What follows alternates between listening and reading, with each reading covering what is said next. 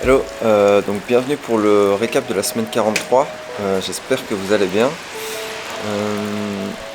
La semaine passée, j'ai expliqué que je voulais un peu me déconnecter, changer un peu ma manière de voyager. Et finalement, en fait, j'ai rencontré beaucoup plus de monde quand je ne voulais pas que quand je voulais. Mais c'est pas grave, c'est comme ça, c'est de l'aventure. Donc pour résumer un peu ce qui s'est passé cette semaine, je suis parti de Istanbul dimanche passé et j'ai pris un ferry pour pouvoir passer le Bosphore. Et après ma journée, je suis arrivé dans un petit village où j'ai attendu l'imam pour pouvoir dormir dans la mosquée, mais il est jamais arrivé. Et j'ai croisé un fidèle qui m'a dit que je pouvais dormir dans la mosquée si jamais. Donc j'ai dormi entre guillemets de manière illégale car le lendemain matin, l'imam est arrivé à 6 heures du matin et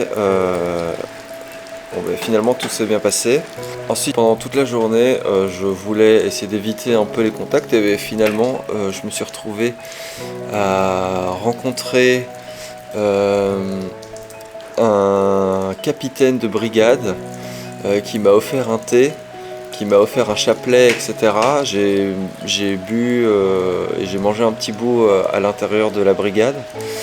J'ai rencontré des mécaniciens qui m'ont offert le repas du midi.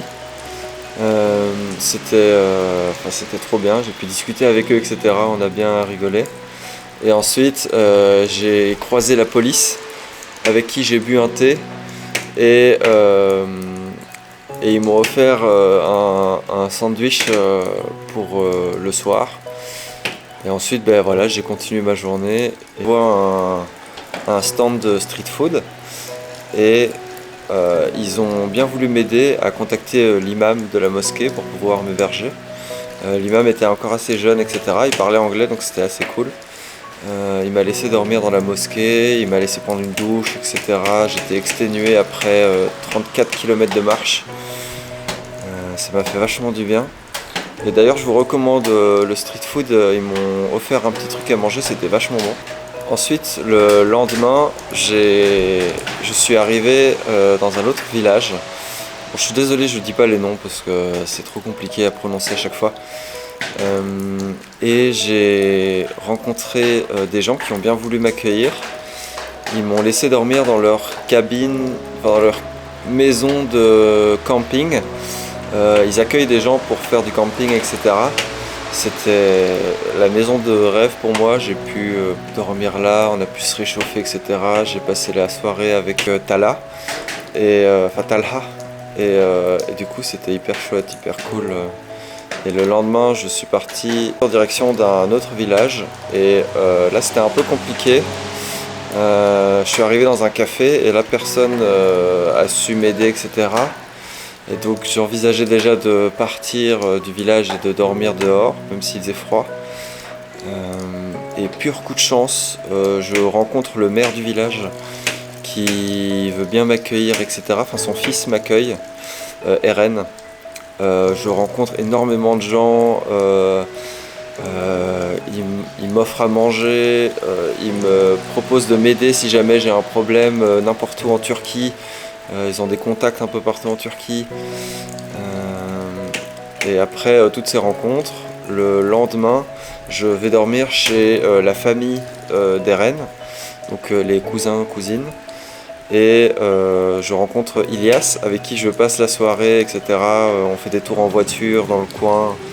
Enfin bref, on profite bien, c'était cool aussi. Et pareil, il m'a dit si jamais tu as un problème, tu m'appelles et tout, je suis là, je viendrai. Et pendant cette journée-là, j'ai pu profiter vraiment de la météo, il faisait super beau, c'était super cool. Le lendemain, je suis arrivé à Izmit et j'ai rencontré Erkan qui m'a accueilli et qui m'a fait visiter Izmit. Hyper intéressant, il connaissait vraiment énormément de choses, il est devenu un peu mon guide touristique. Et ensuite, il m'a trouvé quelqu'un qui a bien voulu m'accueillir pour la nuit, donc ça c'était super chouette. Et d'ailleurs, je te remercie énormément de m'avoir accueilli. Je suis désolé, j'ai oublié de demander ton prénom, mais tu te reconnaîtras. Et voilà, et le lendemain, pareil, Je suis parti, journée entière sous la pluie, il faisait froid, j'étais complètement trempé malgré le poncho, etc. Tout ça.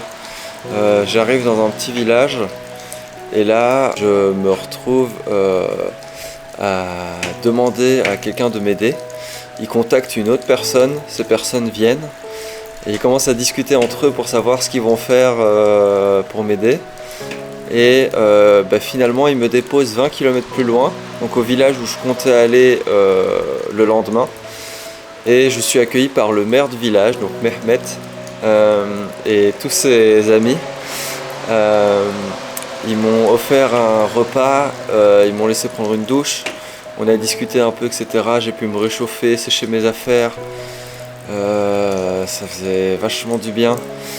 Ensuite, il a un ami qui travaille à la mairie, à la municipalité de Bursa, qui m'a contacté pour me dire que si jamais j'avais un problème dans la région, j'avais besoin d'aide ou quoi que ce soit, je pouvais le contacter, il allait m'aider et tout, etc.